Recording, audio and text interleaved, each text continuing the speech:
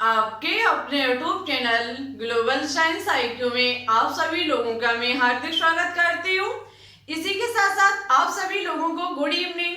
जैसा कि आप सभी लोगों को पता है, हम सोने से पहले 8 बजे के समथिंग एक 500 क्वेश्चंस की सीरीज चला रही है, जिसकी ये क्लास नंबर 42 है, जिसमें आज हम आपके लिए केमिस्ट्री के टॉप MCQ लेकर के आई हूँ, जो कि आपके एग्जाम के लिए मोस्ट इम्पोर्टेंट एंड बहुत ही शानदार क्वेश्चन है। तो आप सभी लोग आज की क्लास को बिल्कुल भी स्किप मत करना, अंत तक देखना। और सबसे पहले हम एक बात और आपको बता देते, कल था संडे, आपको पता है कल था संडे धमाका में हमने स्पेशल क्लास चलाई थी, जिसमें हमने आपको नीट प्लस CBSE AIPMT के प्रीवियस ईयर पूछे हुए क्वेश्चंस लगवाए थे। यदि अभी तक आपने उस क्लास को अटेंड नहीं किया तो एक बार जरूर देख लें, क्योंकि वो क्लास आपके एग्जाम के लिए बहुत ही इंपॉर्टेंट क्लास है। सभी क्वेश्चंस प्रीवियस ईयर पूछे हुए क्वेश्चंस थे, टॉप 20 MCQ थे, तो एक बार उस क्लास को आप अटेंड जरूर करें। अब चलिए टाइम ना वेस्ट करते हुए बात करते हैं आज के फर्स्ट क्वेश्चन पर, नजर डालते हैं बोर्ड की तरफ। उससे पहले एक बात और, यदि आप हमारे चैनल पर न्यू हो तो प्लीज इसे एक बार सब्सक्राइब करके बेल आइकन को प्रेस ऑल पर क्लिक कर लें, जिससे हमारी अन्य आने वाली वीडियो के नोटिफिकेशन आपके पास टाइम टू टाइम पहुंचते रहे। ठीक है, चलिए बात करते हैं फर्स्ट क्वेश्चन पर। फर्स्ट क्वेश्चन है, सल्फर सॉल्ट को वाष्पित करने पर ठोस सल्फर शेष रह जाता है। सल्फर सॉल्ट को वाष्पित करने पर ठोस सल्फर जो होता है वो कैसा शेष रह जाता है। इस सल्फर में जल मिलाने पर कोई कोलाइडी विलयन नहीं बनता है। क्या कह रहा है क्वेश्चन, इसमें जल मिलाने पर कोई कोलाइडी विलयन नहीं बनता है। सल्फर सॉल्ट किस प्रकार का सॉल्ट है? देखो क्वेश्चन को बहुत ही आपको डिटेल से बारीकी से पकड़ना पड़ेगा। इस क्वेश्चन को आप जितनी बार पढ़ोगे आपके समझ में उतनी ही बार आता चला जाएगा। ठीक है, देखो जब आपको क्वेश्चन समझ में ना आए उसे लगभग 10 बार पढ़ो, और पढ़ते वक्त उस पर उसके प्रत्येक शब्द पर बहुत ही अच्छे से गौर करो, बहुत ही अच्छे से उस पर नजर डालो कि ये कह क्या रहा है। यदि आप उसका क्वेश्चन किस प्रकार से पूछा गया है आप उसको समझ गए तो हम आपको गारंटी देते हैं आपका ऑप्शन कभी भी गलत नहीं हो सकता है। ठीक है, क्वेश्चन को एक बार फिर से पढ़ते हैं कि सल्फर सॉल्ट को वाष्पित करने पर ठोस सल्फर शेष रह जाता है। हम किसी सल्फर सॉल्ट को जब हम उसे वाष्पित करते हैं, वाष्पावस्था में चेंज करते हैं, तो उसमें जो सल्फर होता है, जो ठोस सल्फर होता है, वो कैसा शेष रह जाता है। ठीक है, इस सल्फर में जल मिलाने पर कोई कोलाइडी विलयन नहीं बनता है। स्टूडेंट, जब वो सल्फर शेष रह जाता है उसमें जब हम वाटर को मिलाते हैं तो कोई भी कोलाइडी विलयन नहीं बनता है। सल्फर सॉल्ट किस प्रकार का सॉल्ट है? उत्क्रमणीय, द्रव स्नेही, जल स्नेही या फिर जलरोधी? सबसे पहले हम बता देते हैं आपको उत्क्रमणीय नहीं होगा। क्यों नहीं होगा? उत्क्रमणीय एक ऐसी क्रिया होती है जो अपकारक से उत्पाद से अपकारक में चेंज हो जाए। यदि यहाँ पर सल्फर शेष बचा तो ये जल के साथ पुनः क्रिया करके सल्फर सॉल्ट यदि बना लेता है। यहाँ पर सल्फर सॉल्ट को हमने वाष्पित किया, ठोस सल्फर हमारा शेष रह गया, उस सल्फर में हमने पुनः जल को मिलाया। ठीक है, जैसे कि जो चीज जल हमने उससे वाष्पित किया था हम फिर पुनः उसमें मिलाते तो कोई भी कोलाइडी सॉल्ट नहीं बनता। क्वेश्चन इस प्रकार से कह रहा है कि जैसे कोई ये सॉल्ट है जो हमारा सल्फर सॉल्ट है, इसे हम क्या करते हैं, वाष्पावस्था में चेंज करते हैं। जब इसे हम वाष्पावस्था में चेंज करते हैं तो इसके जो ठोस कण होते हैं वो तो शेष रह जाते हैं, शेष हमारा वाष्पित होकर के उड़ जाता है, लेकिन उस वाष्पित को हम भर लेते हैं किसी भी, कहने का मतलब कोई पात्र ऊपर से लगा देते हैं जो वो बाहर ना निकले।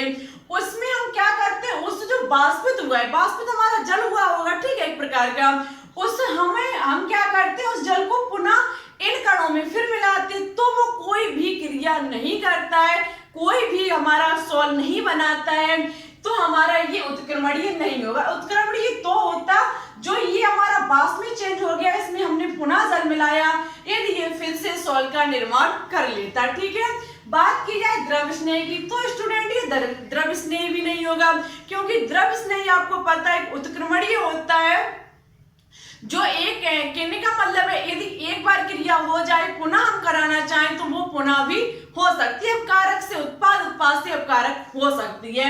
जल स्नेह ये भी नहीं होगी, तो हमारा क्या होगा, जल विरोधी। जल विरोधी का मतलब है जो आपका था द्रव विरोधी, एक प्रकार का द्रव विरोधी, या फिर हम कह सकते हैं द्रव विरागी। यहाँ पर जल विरोधी ना होता, यदि यहाँ पर द्रव विरोधी होता तब भी हमारा ऑप्शन राइट होगा, क्योंकि यहाँ पर आपको हमने बताया था जैसे कि कोई गर्ल है और कोई बॉय है, जबरदस्ती शादी कराने पर उनके बीच सलह नहीं रहती, लड़ाई झगड़े होते रहते हैं, पेरेंट्स परिवार वालों का प्रेशर उनके ऊपर रहता है, बाई चांस उनके बीच जब तलाक हो जाती है तो वो हमेशा हमेशा के लिए अलग हो जाते, कभी नहीं चाहते कि एक दूसरे का चेहरा भी देखें, ठीक है। तो इसी प्रकार से कुछ यहाँ पर हो रहा है कि एक बार वाष्पित हो गया तो पुनः वो सल्फर के साथ क्रिया करके किसका निर्माण नहीं करेगी, सल्फर सॉल का निर्माण नहीं करेगी। ऑप्शन नंबर डी जो होगा वो इस क्वेश्चन का राइट आंसर होगा, ठीक है। क्वेश्चन को ज्यादा से ज्यादा पढ़ने की कोशिश किया करो, उसे समझने की कोशिश किया करो कि क्वेश्चन को किस प्रकार से यहाँ पर लिखा गया है, ठीक है। और सबसे अच्छी बात हम आपको बता देते हैं, टॉपिक पढ़िए, जहां तक आप कोशिश कर सको आप अपने टॉपिक को बिल्कुल क्लियर रखिए। एक बात और बता देते हैं, आज हमने दोपहर में टॉपिक वाली क्लास नहीं करा पाई, उसके लिए सॉरी, तबीयत ठीक नहीं थी हमारी, इसलिए हम नहीं करा पाए। कुछ आराम मिला तो सोचा ये इवनिंग वाली क्लास को ही डाल दें, ठीक है, क्योंकि आपका समय बहुत ही नजदीक आता चला जा रहा है, आपका जो एग्जाम का टाइम टेबल है वो बहुत ही नजदीक आता चला जा रहा है। आप लोग पहले से अब शायद कम तैयारी कर रहे हो और यही आप अपने लिए नुकसान कर रहे हो, क्योंकि मैंने देखा पहले स्टूडेंट बहुत ज्यादा व्यूज आते थे वीडियो पर, अब जो स्टूडेंट वीडियो देखते बहुत कम देखते, तो देखो ये आप गलत कर रहे हो। जब आपके एग्जाम का टाइम पास आ रहा है तब आप अपनी तैयारी करना बिल्कुल छोड़ रहे हो। यदि आप इसी प्रकार से छोड़ते चले गए तो आपका जो सपना है वो साकार नहीं होगा, ठीक है। यदि आप डॉक्टर बनना चाहते हैं तो अपनी तैयारी को कंटिन्यू रखिए जब तक आपका एग्जाम ना हो जाए, ठीक है। जो बात कहनी थी वो हम आपको बता देते, जो आपकी टॉपिक वाली क्लास है वो हम दोपहर 1 बजे अपलोड किया करते थे, आपको 1 बजे प्रोवाइड करा दिया करते थे, लेकिन अब 3 वीडियो हम आपको डालते हैं, ठीक है। हम आपको 3 वीडियो डेली देते हैं, तो 3 वीडियो के कंटेंट बनाने में थोड़ा समय लग जाता है, ठीक है। इसलिए ये जो आपकी 3 वीडियो जो फर्स्ट आपकी इवनिंग मॉर्निंग में 8 बजे मिलती है, जो दोपहर वाली 1 बजे मिलती थी, अब वो आपको 1 बजे ना मिल करके 2 बजे मिला करेगी, ठीक है। अब ये टॉपिक वाली क्लास का जो दोपहर में टाइम हो गया वो 2 बजे हो गया, क्योंकि थोड़ा कहने का मतलब है टाइम लगता है कंटेंट बनाने में, इसलिए ये मुझे टाइम बढ़ाना पड़ा। बाई चांस हम 1:30 बजे वीडियो अपलोड करते तो आप लोग देखते नहीं हो, इसलिए हमने आपका टाइम क्लियर कर दिया 2 बजे का, ठीक है। चलिए अब बात करते हैं नेक्स्ट क्वेश्चन पर। नेक्स्ट क्वेश्चन है, अवक्षेप से कोलाइडी विलयन बनाने की विधि को क्या कहते हैं। अवक्षेप से कोलाइडी विलयन बनाने की विधि को क्या कहते हैं। स्कंदन कहते हैं, विलीनीकरण कहते हैं, विद्युत कण संचलन कहते हैं, या फिर पेप्टीकरण कहते हैं। तो देखो अवक्षेप से कोलाइडी विलयन, हमने आपको बताया था ताजा बना अवक्षेप, ताजे बने अवक्षेप से कोलाइडी विलयन का निर्माण किस प्रकार से किया जाता है, चलिए हम समझा देते हैं। जैसे कि कोई हमारा ठोस पदार्थ है जो कि किसी जल के साथ क्रिया की उसने और वो शेष तली पर बैठ जाता है, जैसे कि हमारा AgCl था, AgCl यदि उसकी तली में बैठ जाता है, ठीक है। जब AgCl उसकी तली में बैठ जाता है जो कि एक बड़े कण का आकार है, मुझे बड़े कण का आकार है, जिस आपको पता है कोलाइडी कण का आकार जो होता है वो 1 नैनोमीटर से 100 नैनोमीटर के बीच होता है।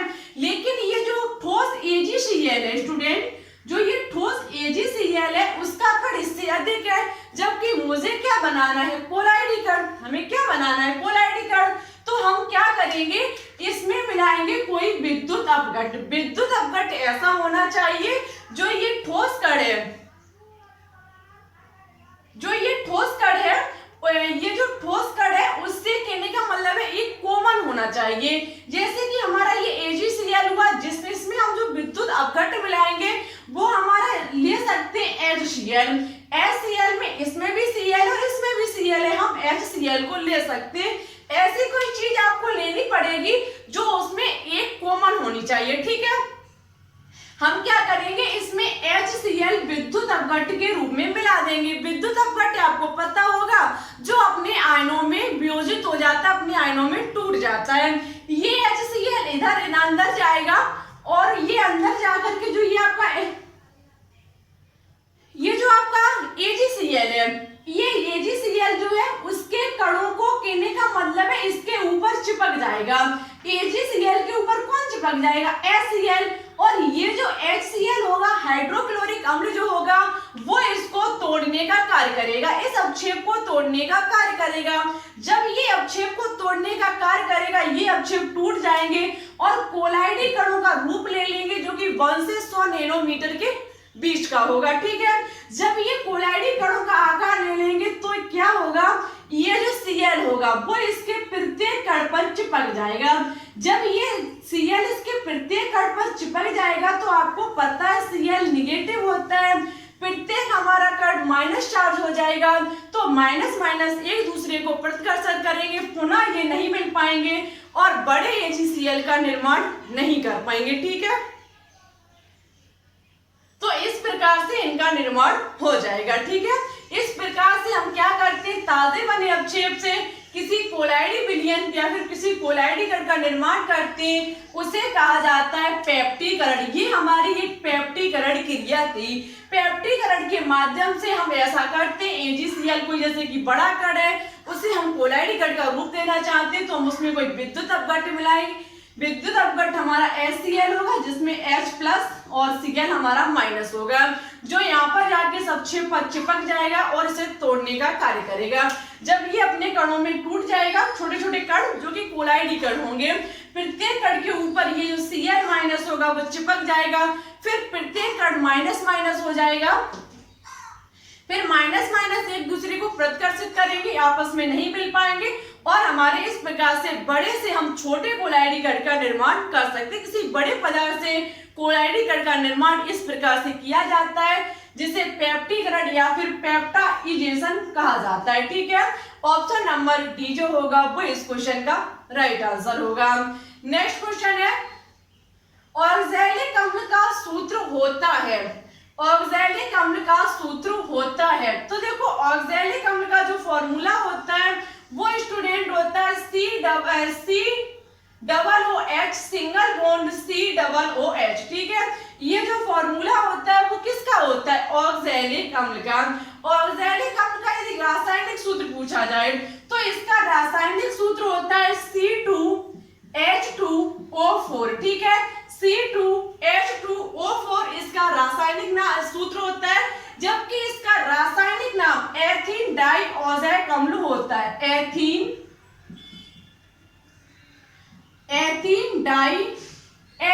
डाइऑइक अम्ल। ठीक है, एथीन डाइऑइक अम्ल इसका क्या होता है, केमिकल नाम ऑइक अम्ल। ऑइक अम्ल। ठीक है, ये इसका रासायनिक फॉर्मूला होता है, ये इसका रासायनिक सूत्र होता है, किसका, ऑक्सैलिक अम्ल का। ये इसका संरचना सूत्र होता है COOH single bond COOH। Next question है, ईथर का आश्वरण करने पर कभी कभी विस्फोटक हो जाता है, ऐसा किसकी उपस्थिति के कारण होता है। ईथर का जब कभी कभी आश्वरण किया जाता है तो क्या हो जाता है, विस्फोटक हो जाता है, ऐसा किसकी उपस्थिति के कारण होता है, ऑक्साइड की, एल्कोहल की, परऑक्साइड की या फिर क्लोरोफॉर्म की। तो देखो याद रखना, ईथर का आश्वरण करने पर कभी कभी विस्फोटक हो जाता है, ये जो उपस्थिति होती है वो पराऑक्साइड की होती है। पराऑक्साइड की उपस्थिति में क्या होता है, ईथर कभी कभी क्या बना लेता है, विस्फोटक का रूप धारण कर लेता है, विस्फोटक पदार्थ बन जाता है। ये ईथर में यदि मुझे पराऑक्साइड को खत्म करना है तो हमें ईथर में क्या करना पड़ेगा, Cu2O और फेरिस लवण व सांस सल्फ्यूरिक अम्ल मिलाने पर ये जो पराऑक्साइड ईथर में होता है वो खत्म, उसका निर्माण नहीं हो पाता है। ठीक है, जैसे कि हम आश्वरण कर रहे हैं, विस्फोटक पदार्थ बन रहा है, किसकी उपस्थिति में, पराऑक्साइड की उपस्थिति में। मुझे इस पराऑक्साइड को खत्म करना है तो मुझे क्या करना पड़ेगा कि एक Cu2O प्लस फेरिक लवण और सांस सल्फ्यूरिक अम्ल को लेकर के हम क्या करेंगे, ईथर में उपस्थित परोक्साइड की निर्माण की क्रिया को रोक देंगे। ठीक है, तो ऑप्शन नंबर सी जो होगा वो इस क्वेश्चन का राइट आंसर होगा। नेक्स्ट क्वेश्चन है कि निम्नलिखित में से मैलोनिक अम्ल का सूत्र है। निम्नलिखित में से मैलोनिक अम्ल का सूत्र है, तो देखो जो मैलोनिक अम्ल का सूत्र है वो हमारा CH2 single bond COOH single bond COOH होगा। जो मैलोनिक अम्ल का सूत्र होता है या फिर संरचना सूत्र होता है वो CH2 single bond COOH single bond COOH होता है। हम इसे इस प्रकार से भी लिख सकते हैं, इसे लिख सकते हैं H डबल बॉन्ड O नहीं sorry HOOC single bond CH2 single bond COOH। ठीक है, हम इसे इस प्रकार से भी लिख सकते हैं, किसे, मैलोनिक अम्ल के फॉर्मूले को। ठीक है, आई होप आपको सभी क्वेश्चन समझ में आ चुके होंगे। मन में किसी भी प्रकार का डाउट हो किसी भी क्वेश्चन में कमेंट बॉक्स में बता देना, हम आपको नेक्स्ट क्लास में समझाने की पूरी कोशिश करेंगे। साथ ही साथ वीडियो अच्छी लगे तो एक बार प्लीज इसे अपने दोस्तों के साथ शेयर जरूर करें। ठीक है, अब चलिए बात करते हैं नेक्स्ट क्वेश्चन पर। चलिए अब बात करते हैं नेक्स्ट क्वेश्चन पर। नेक्स्ट क्वेश्चन है कि निम्न में से कौन से तत्वों का युग्म समान वर्ग में रखा जाता है। निम्न में से कौन से तत्वों का युग्म समान वर्ग में रखा जाता है। तत्व जिनकी परमाणु संख्या 17 और 38 है, या फिर तत्व जिनकी परमाणु संख्या 20 और 40 है, या फिर वे तत्व जिनकी परमाणु संख्या 11 और 33 है, या फिर वे तत्व जिनकी परमाणु संख्या 17 और 35 है। तो देखो हम आपको इसका डायरेक्ट आंसर बताएंगे। इस क्वेश्चन का जो ऑप्शन नंबर डी होगा वो राइट आंसर होगा।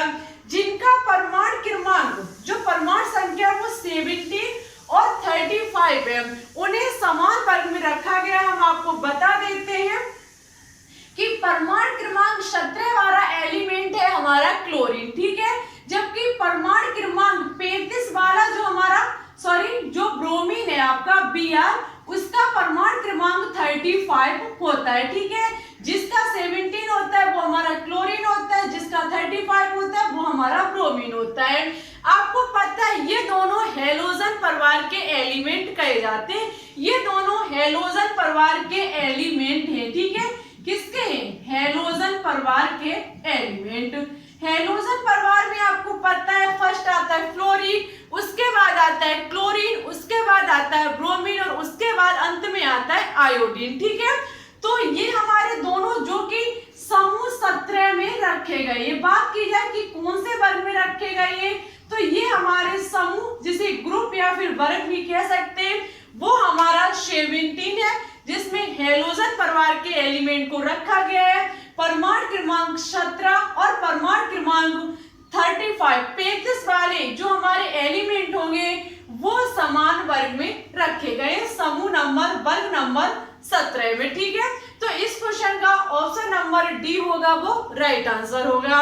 नेक्स्ट क्वेश्चन है कि क्लोरीन ब्रोमीन आयोडीन को उनकी इलेक्ट्रॉन बंधुता के बढ़ते क्रम में रखने पर निम्न में से कौन सा क्रम सही है।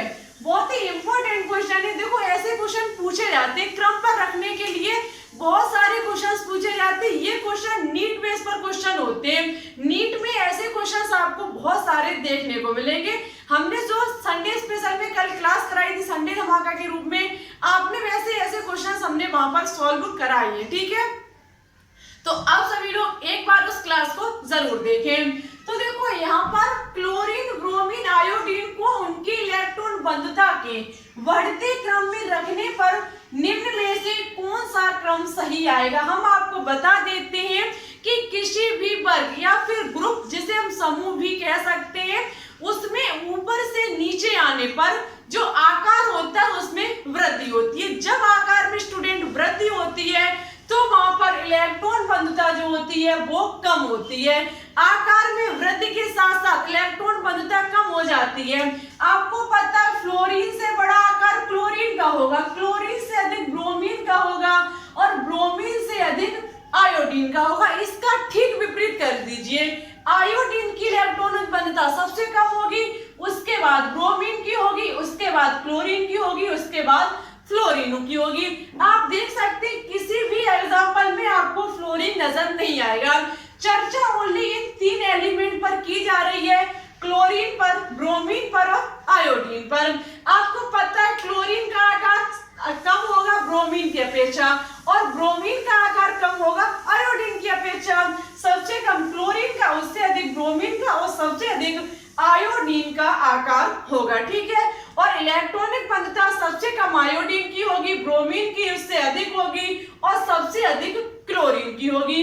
अब आपको ये क्रम देखना पड़ेगा कि कहाँ है, तो ये क्रम लिखा गया है ऑप्शन नंबर सी में। इलेक्ट्रॉनिक बंधुता का बढ़ता हुआ क्रम आयोडीन, आयोडीन से अधिक ब्रोमीन की, ब्रोमीन से अधिक क्लोरीन की, ठीक है। तो ऑप्शन नंबर सी जो होगा वो इस क्वेश्चन का राइट आंसर होगा। ऐसे क्वेश्चंस कई आपके एग्जाम में पूछे जाते हैं, ठीक है। तो ऐसे क्वेश्चंस को आप बहुत ही बारीकी से समझा करें और सभी पॉइंट को कॉपी में नोट डाउन किया करें। हमने जैसे कहा कि समूह में ऊपर से नीचे जाने पर परमाणु क्रमांक के पर कहने का मतलब है परमाणु आकार में वृद्धि होती है, ठीक है, एलिमेंट के आकार में वृद्धि होती है। तो आप इस पॉइंट को लिख लीजिए कहीं, जिससे कि आप जब पढ़ो तो आपको दिमाग, कहने का मतलब है माइंड में वो बात आ जाए, ठीक है। 1-2 बार ऐसी चीजों को आप पढ़ते रहिए, लिखते रहिए, आपको वो चीज क्लियर हो जाएगी और सुनने से कुछ नहीं होगा। ऐसे आप 1000 बार वीडियो को देख लेना, कुछ नहीं होगा। एक बार हमारे साथ सभी चीजों को कॉपी में नोट डाउन किया करें, ठीक है। जब आप एक बार वीडियो को लिख करके और अगर आपको देखना है प्रैक्टिस के लिए तो आप उसे ऐसे ही बैठ के देख सकते हैं। खाली समय यदि आप बैठे हो तो आप एक बार वीडियो को स्टार्ट कर लीजिए और चेक कर लीजिए कि आपके कितने क्वेश्चन अब राइट जाते हैं, ठीक है। नेक्स्ट क्वेश्चन है, निम्न में से एक परमाणविक है, निम्न में से एक परमाणविक है, नाइट्रोजन है, फ्लोरीन है, नियोन है या फिर ऑक्सीजन है। तो देखो निम्न में से एक परमाणविक जो होगा वो हमारा नियोन होगा। आपको पता है नाइट्रोजन आपने देखी होगी N2, 2 परमाणविक अवस्था में रहती है। फ्लोरीन को भी आपने देखा होगा F2 की अवस्था में, ऑक्सीजन को भी आपने O2 की अवस्था में देखा होगा। ये तीनों हमारे 2 परमाणविक होते हैं, जबकि जो आपको नियोन होती है वो आपने कभी भी जो आपकी नियोन Na होती है उसे आपने कभी भी 2 के रूप में नहीं देखा होगा। आपको हम बता देते हैं जो हमारी आधुनिक आवर्त सारणी में रखी 6 अक्रिय गैसें, helium, lithium, neon, argon, krypton, xenon और रेडॉन, ये सभी हमारी जो होती हैं वो हमारी कैसी होती हैं, एक परमाणविक होती है, ठीक है। ये हमारी एक परमाणविक होती है, कहने का मतलब है अपनी सिंगल उसमें रहती है। इन पर कोई भी या फिर लिथियम Li2 नहीं हो सकता है, He2 नहीं हो सकता है, ठीक है। ये एक परमाणविक में रहती है। ऑप्शन नंबर सी जो होगा वो इस क्वेश्चन का राइट आंसर होगा। नेक्स्ट क्वेश्चन है, एज़ोराइट का सूत्र है, एज़ोराइट का सूत्र है CuS 2CuCO3 into CuOH का whole twice, CuCO3 into CuOH का होल ट्वाइस या फिर Cu2O। तो हम आपको बता देते हैं एज़ोराइट जो कि कॉपर का अयस्क है, कॉपर का ये अयस्क है जिसका फॉर्मूला 2CuCO3 into CuOH का होल ट्वाइस होता है, ठीक है। ये एज़ोराइट का फॉर्मूला होता है जो कि एक कॉपर का अयस्क है, ठीक है। ये एक कॉपर का अयस्क है, ये बात आप याद रखें। अयस्क के बहुत सारे क्वेश्चंस एग्जाम में पूछे जाते हैं। 2CuCO3 into CuOH का होल ट्वाइस। चलिए इस क्वेश्चन का ऑप्शन नंबर बी जो होगा वो राइट आंसर होगा। अब बात करेंगे नेक्स्ट क्वेश्चन पर। नेक्स्ट क्वेश्चन है सोडियम स्टीरेट, सोडियम स्टीरेट का सूत्र है, इंपॉर्टेंट सोडियम स्टीरेट जिसे कहा जाता है साबुन। आपको यहाँ पर साबुन का फॉर्मूला पूछा जा रहा है। साबुन का जो फॉर्मूला होगा वो हम आपको बता देते हैं, C17H35 COONA+ होता है, ठीक है। C17H35 COONA साबुन का फॉर्मूला होता है, सोडियम स्टीरेट का फॉर्मूला होता है।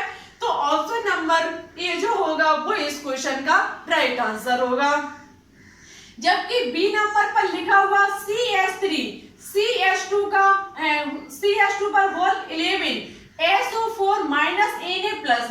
ये हम स्टूडेंट आपको बता देते अपमार्जक का फॉर्मूला है, ठीक है। अपमार्जक एक प्रकार का साबुन होता है, लेकिन पूरी तरीके से साबुन नहीं माना जाता है। आपको हम ये भी चीज किसी दिन बहुत ही अच्छे से पढ़ा देंगे। तो ये हमारा अपमार्जक का फॉर्मूला होता है। देखो आप सपोर्ट कीजिए, ऐसी कोई चीज नहीं है जो हम आपको पढ़ाएगा, ठीक है। ओनली आप सपोर्ट कीजिए, जितनी अधिक सपोर्ट करोगे हमारा उतना ही मन अच्छा लगेगा और हम आपके लिए अच्छे से अच्छा कंटेंट इन प्रत्येक चीज को पढ़ाने की कोशिश करेंगे, ठीक है। आज की नेक्स्ट और लास्ट क्वेश्चन पर बात करेंगे कि उत्प्रेरक पद दिया गया था। उत्प्रेरक पद दिया गया था रदरफोर्ड द्वारा, वर्जिलियस द्वारा, या फिर वोहलर द्वारा, या फिर कोलवे द्वारा। तो आपको इसका आंसर हमारे कमेंट बॉक्स में देना होगा। जो स्टूडेंट इसका सही और अच्छे से आंसर देंगे, नेक्स्ट क्लास में उनका नाम हम अवश्य ही लेकर के आएंगे, ठीक है। और साथ ही साथ दोपहर वाली क्लास का हम आपको टाइम बता चुके, जो आपको 2 बजे मिला करेगी। दोपहर वाली क्लास जो है वो आपको दोपहर में 2 बजे मिला करेगी। 1 बजे के मतलब 1 बजे जो हम डालते थे वो आपको 2 बजे मिला करेगी। तो आज की वीडियो को ज्यादा से ज्यादा अपने दोस्तों के साथ शेयर करें, अच्छी लगी तो लाइक करें, चैनल पर न्यू हो तो प्लीज इसे एक बार सब्सक्राइब करके बेल आइकन को प्रेस ऑल पर क्लिक कर लें, जिससे हमारी अन्य आने वाली वीडियो के नोटिफिकेशन आपके पास सबसे पहले पहुंच सके, ठीक है। किसी भी क्वेश्चन में किसी भी प्रकार का डाउट हो कमेंट बॉक्स में बता देना, हम आपको नेक्स्ट क्लास में समझाने की पूरी कोशिश करेंगे।